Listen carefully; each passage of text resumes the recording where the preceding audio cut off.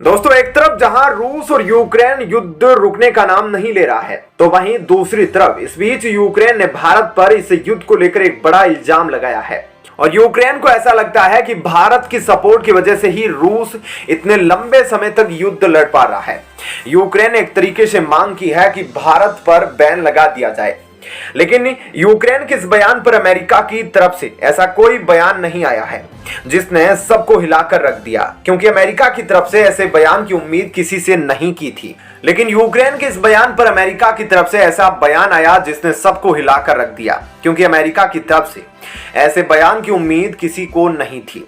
ऐसे में क्या है पूरी खबर, और क्या सच में अमेरिका भारत पर बैन लगाने की तैयारी में है या नहीं? चलिए इन सभी बातों के बारे में अब आपको विस्तार से बताते हैं।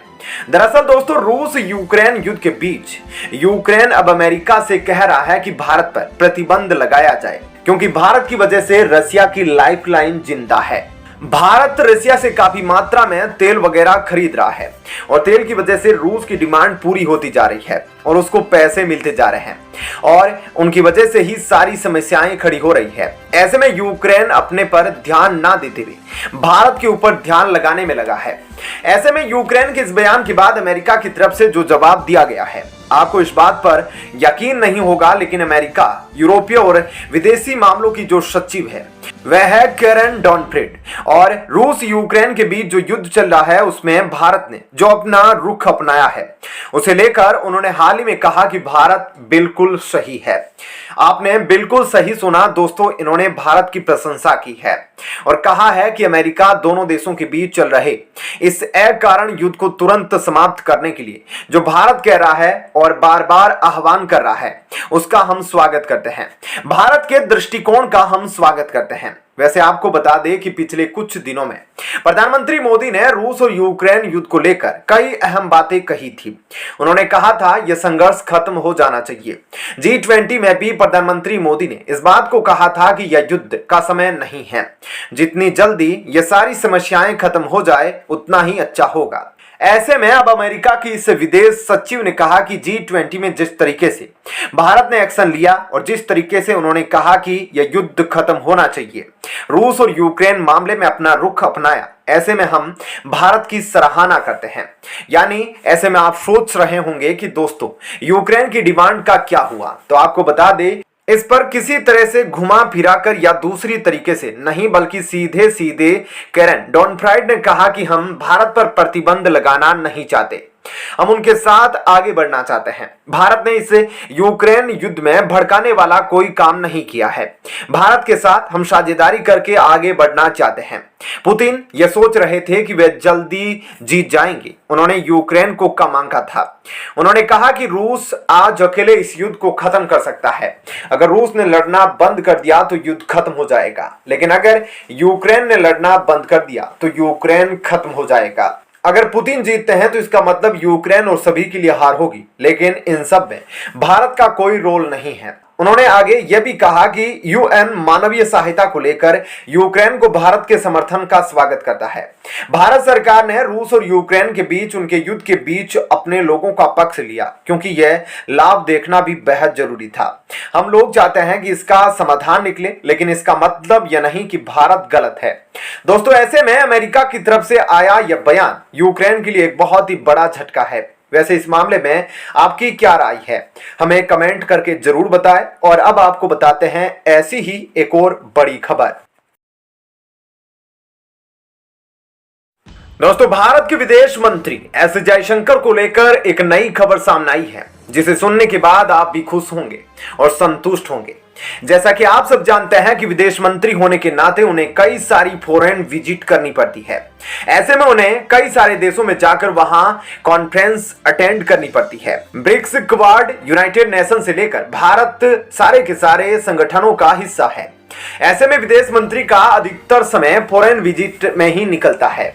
जब भी भारत में होते हैं तब भी वो फॉरेन कंट्री के फॉरेन मिनिस्टर और डेलीगेट्स के साथ कई सारी मीटिंग्स में बिजी होते हैं, क्योंकि किसी भी देश का विदेश मंत्री सबसे ज्यादा यात्रा करता है तो वह स्वाभाविक है कि उसकी फॉरेन विजिट के ऊपर सबसे ज्यादा खर्चा आएगा, क्योंकि विदेश मंत्री के साथ पूरा प्रोटोकॉल होता है। और उसके साथ और भी कई सारे ऑफिसर्स भी होते हैं और पूरा डेलीगेशन उनके साथ फ्लाई करता है। इसके अलावा भारत का यह इतिहास रहा है कि जब भी हमारे मिनिस्टर किसी देश की ऑफिशियल विजिट करने के लिए जाते हैं, अपने साथ 2-4 फैमिली मेंबर्स को भी सरकारी खर्चे पर ले जाया करते थे।